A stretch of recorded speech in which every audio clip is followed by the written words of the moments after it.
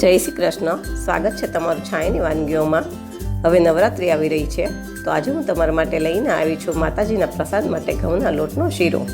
તો ચાલો બનાવીએ અને પહેલાં એનું માપ જોઈ લઈએ. તેને માટે મેં 2 વાટકી ઘઉંનો લોટ લીધો છે, અડધી વાટકી સોજી લીધી છે અને તેની સામે 2 વાટકી ઘી લીધું છે અને એટલા જ માપથી મેં 2 વાટકી ગોળ લીધો છે. આમાં આપણે કોઈ બી 1 વાટકીનું માપ સેટ કરી લેવાનું. હવે આપણે શીરો દૂધમાં બનાવવાનો છે, તો એને માટે આપણે લોટ અને સોજી બંને થઈને અડધી વાટકી થાય છે. તેનું ડબલ આપણે દૂધ લેવાનું છે, એટલે કે આપણે 5 વાટકા દૂધ લેવાનું છે. હવે આપણે આ દૂધને થોડું ગરમ કરી લેવાનું છે.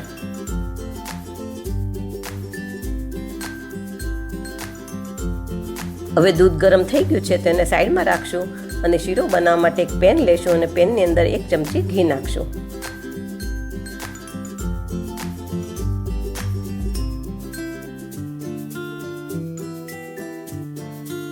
ઘી ગરમ થઈ જાય પછી એની અંદર બદામની કતરણ અને થોડા કાજુના પીસ નાખશું અને એને થોડા સાતળી લેશું.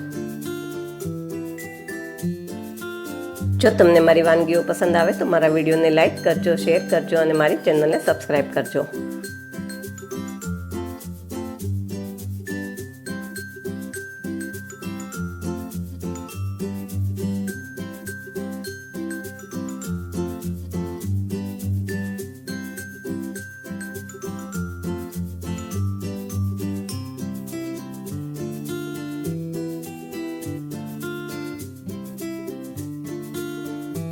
હવે આપણા કાજુ બદામ સતળાઈ ગયા છે, તો એને એક ડીશમાં કાઢી લેશું.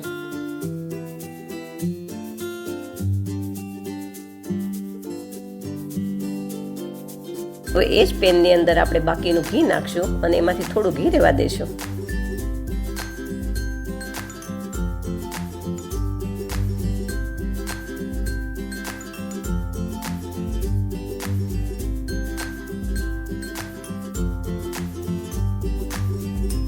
હવે ઘી ગરમ થઈ જાય પછી એની અંદર આપણે પેલા સોજી નાખી દઈશું અને સોજીને થોડી સાતળી લઈશું.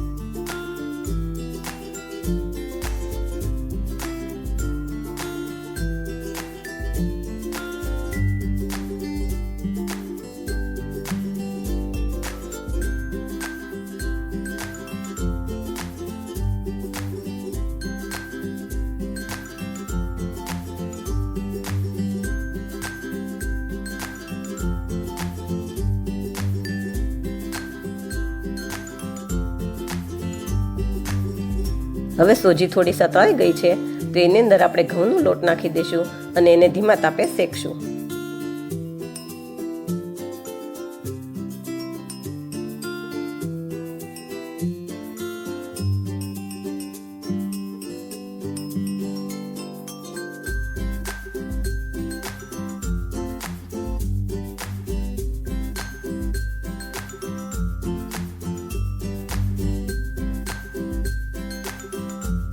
હવે આપણો લોટ થોડો શેકાઈ ગયો છે, તો હજુ આપણે એને થોડો વધારે શેકવાનો છે.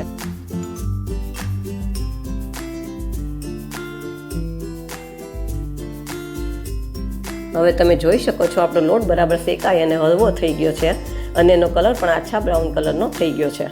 તો આપણે આવો જ લોટ શેકવાનો હતો. હવે આપણે એની અંદર ગરમ કરેલું દૂધ નાખી દઈશું.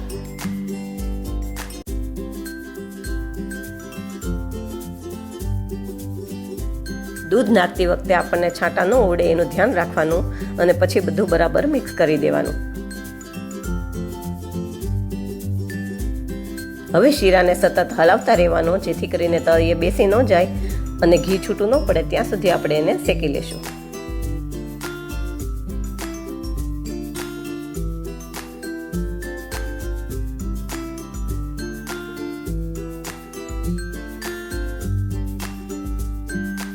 હવે આપણે શીરાની અંદર ગોળ નાખી દઈશું અને ગોળને એકદમ સરખી રીતે મિક્સ કરી દઈશું, એની અંદર કણી ન રહે એ રીતે.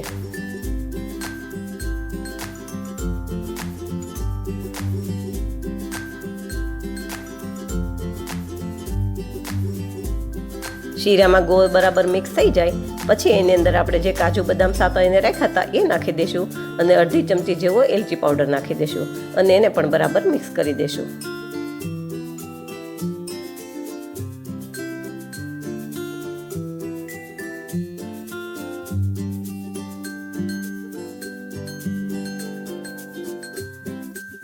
હવે આપણે જે થોડું ઘી બચાવીને રાખ્યું હતું એ શીરામાં નાખી દઈશું, જેથી કરીને શીરામાં શાઇનિંગ આવી જાય.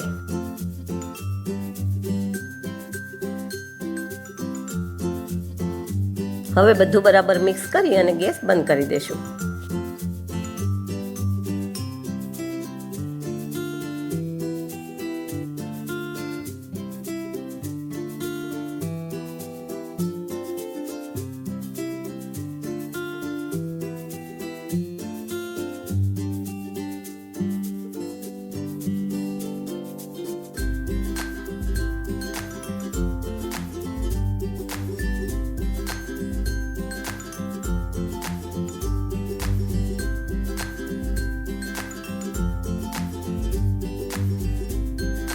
તો તૈયાર છે આપણો નવરાત્રિમાં માતાજીને પ્રસાદમાં ધરાવવા માટેનો શીરો. આવી જ નવી વાનગી સાથે ફરી મળશું. Thank you.